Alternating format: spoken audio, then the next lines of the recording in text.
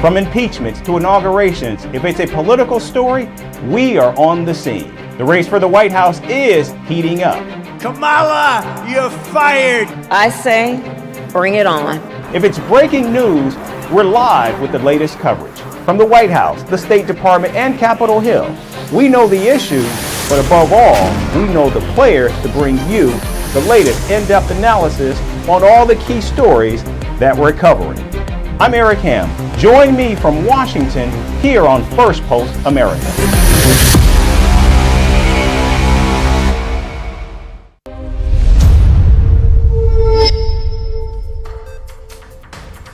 Hello and welcome to Firstpost America. I'm Eric Ham, live in Washington, D.C. U.S. Secret Service now has eyes on Elon Musk and Kamala Harris takes the lead. More on that shortly, but first, let's get you caught up on the latest headlines. Former President Donald Trump returns to the campaign trail after a second assassination attempt against him this past Sunday. The Republican presidential candidate is visiting the battleground state of Michigan, where polls show him trailing Kamala Harris. Secretary of State Antony Blinken will make his 10th visit to the Middle East on Wednesday in an attempt to secure a ceasefire deal in Gaza. Yet for the first time since October of last year, America's top diplomat will not be visiting Israel. Russia agrees to construct a fuel pipeline in the Central African country, the Republic of Congo. The extent of cooperation is yet to be defined. However, Moscow will control 90% of the pipeline. Wildfires in the South American nation of Peru leaves at least 15 people dead. The prime minister says the fires that are burning in 22 out of the 24 provinces in the country are man-made. And France increases surveillance at its eastern border with Germany as African swine fever is spreading rapidly among pigs. The disease has disrupted Europe's food supply by impacting the pig farming industry.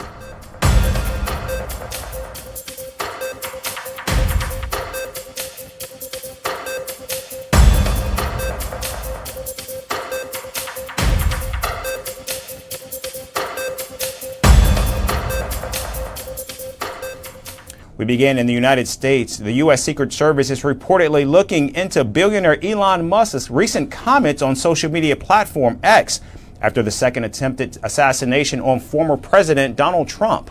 The Tesla and SpaceX CEO, who also owns X, ignited controversy on Sunday when he posted, quote, "Is no one trying to assassinate Biden or Kamala," end quote.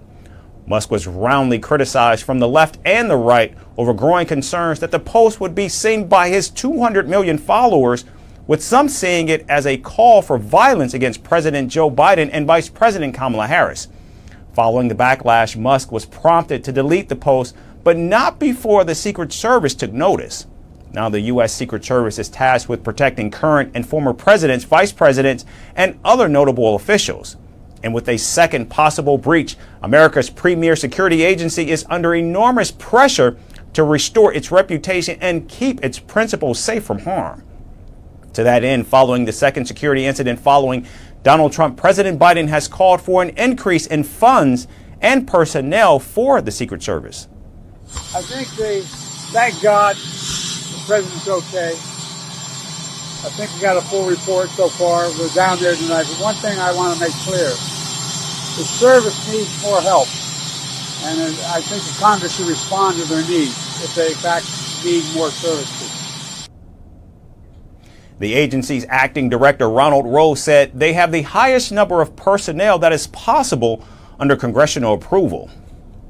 So here's the deal. When it comes to Secret Service protection, we provide the highest level. So, for example, yesterday, counter-assault team elements. I'm not going to go into the number of personnel that we have out there, but we have the highest levels from Secret Service. But it requires all of us to be able to have good conversations and make sure that we're getting the Secret Service where it needs to be. And I'm confident that we will achieve that because we don't have an alternative.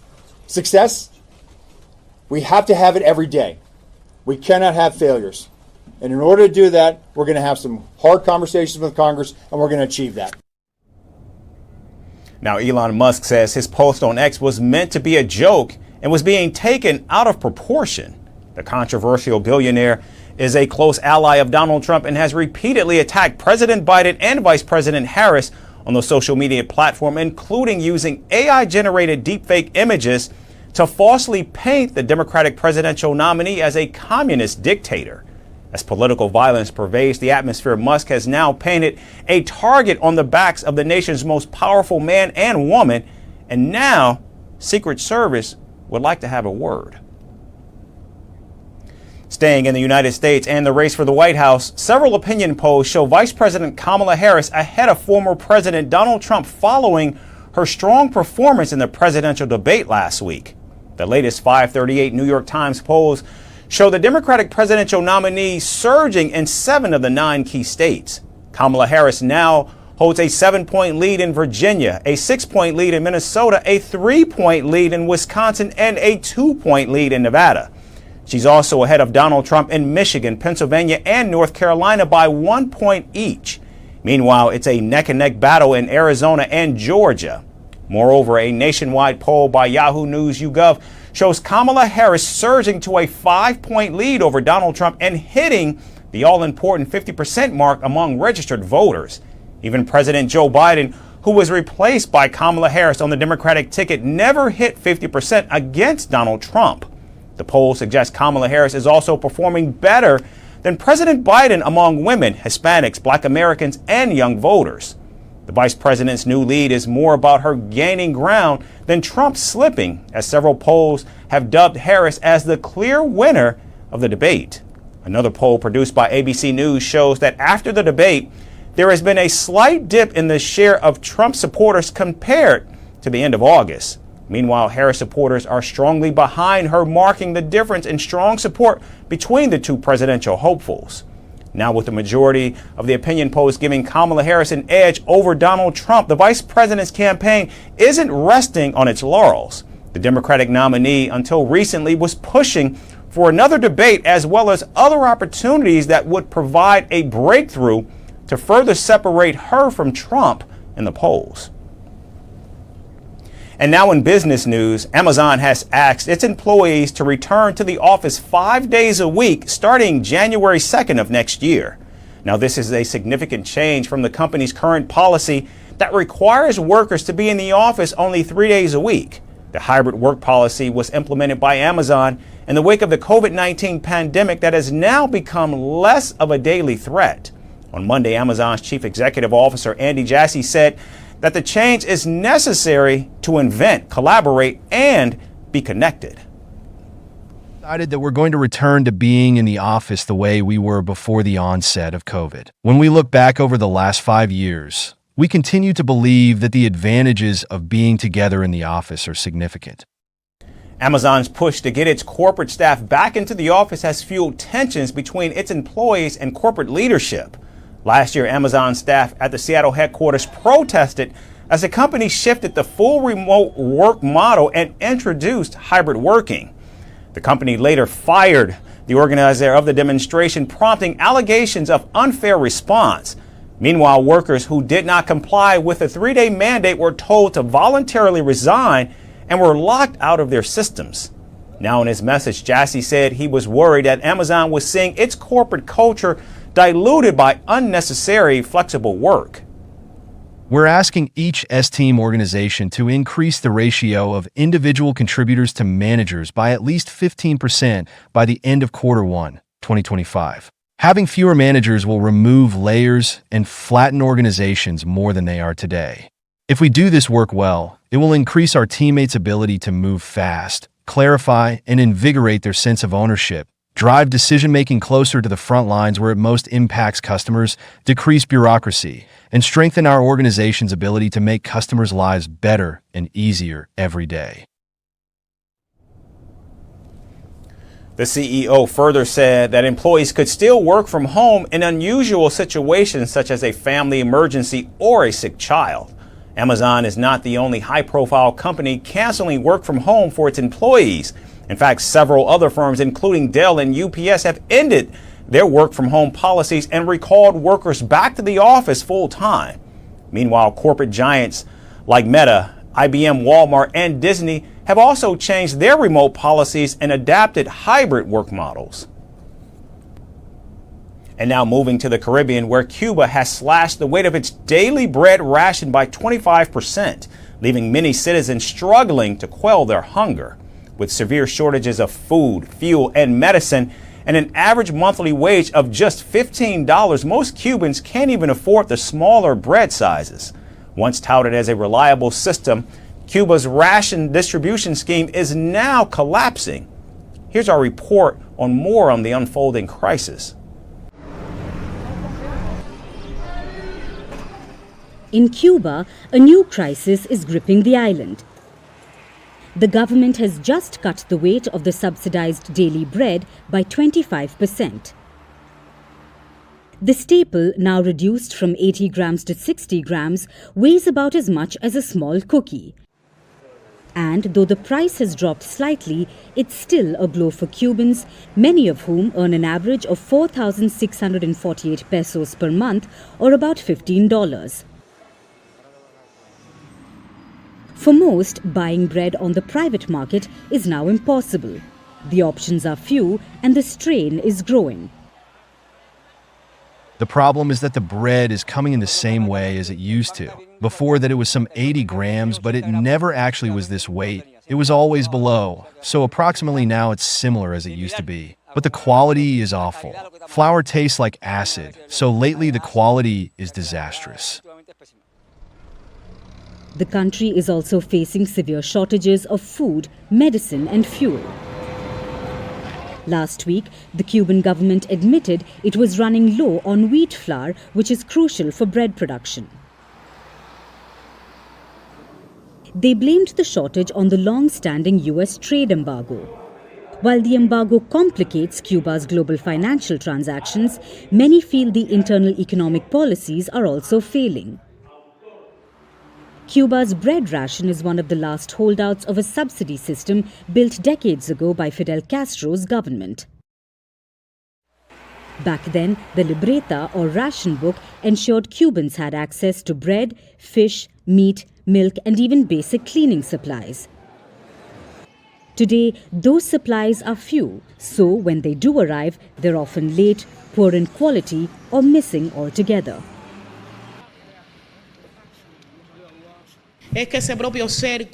This economic siege doesn't let us pay in due time to the product's suppliers. During the contracting processes, we agree on different types of payment methods. Many of these suppliers who are friends of Cuba send the products with the commitment from the Cuban government. These transfers made through the many different Cuban banks Cuba uses to pay will be solved during the route. But this has become more and more complex in recent times. Faced with these shortages, many Cubans are leaving the island in record numbers, often headed to the United States. But for those who stay, daily survival is becoming harder. We must accept it. What can we do? There's no alternative. What can we do? Do you think I can do something? We must accept it. Whatever God will. I don't buy bread at any bakery. I buy it from individuals in the streets. The coffee shops people call small and medium enterprises have good quality bread. Even though the government has promised to increase inspections at state bakeries to maintain the quality of bread, with no clear end to the wheat flour shortage, Cubans fear this may be the beginning of even deeper cuts. Earlier this year, the government sought help from the World Food Programme to secure powdered milk for children. Milk is another rationed item that's now hard to find.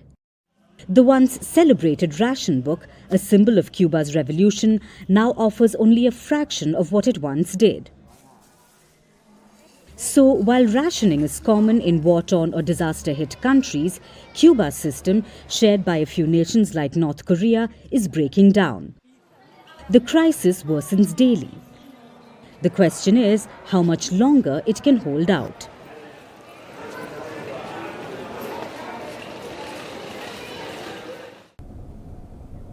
And finally, in Russia, Vladimir Putin has launched an unusual campaign to combat a plunging population crisis.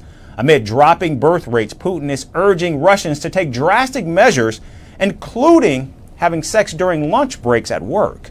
In an effort to reverse the demographic crisis, employees are being encouraged to procreate on the clock. Here's our final report with more. In the heart of the Kremlin, Vladimir Putin is facing a crisis. But this time, it's not on the battlefield. Russia's population is in steep decline.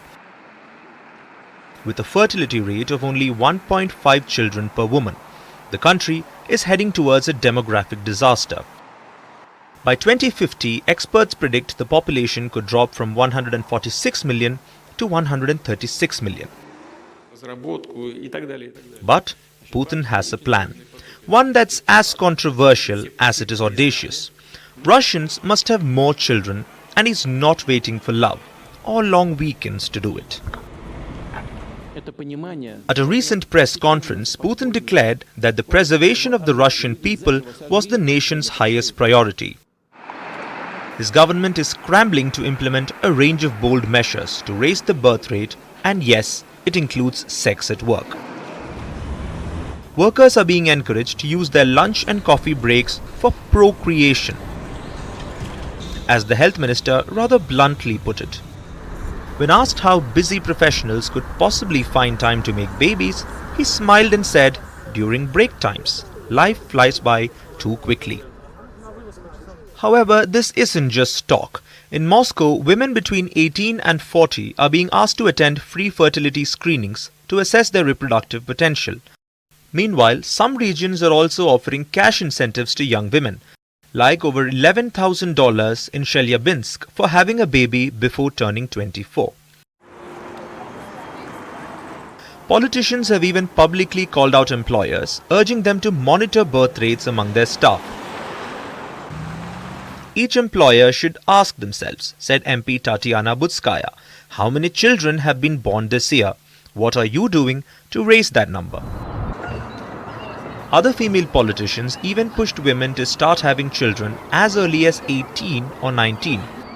Give birth, and give birth again, urged another MP. While Putin has never disclosed how many children he personally has, officially he has 2 daughters from a previous marriage, yet various reports have uncovered 2 young sons with his longtime lover and former Olympic gold medalist gymnast Elena Kabaeva, and a 21-year-old daughter from another relationship. Putin, it seems, is quietly following his own advice. In a country where the government is willing to push boundaries, both in warfare and reproduction, the message is quite clear. For Russia to survive, it needs both soldiers and babies, and it's up to the people to deliver both.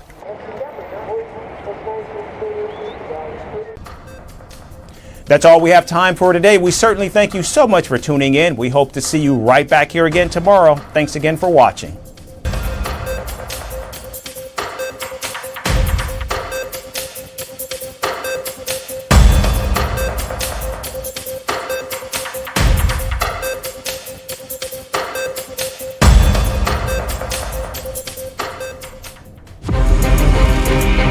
From impeachments to inaugurations, if it's a political story, we are on the scene. The race for the White House is heating up. Kamala, you're fired! I say, bring it on. If it's breaking news, we're live with the latest coverage. From the White House, the State Department, and Capitol Hill, we know the issues, but above all, we know the players to bring you the latest in-depth analysis on all the key stories that we're covering. I'm Eric Ham. Join me from Washington here on Firstpost.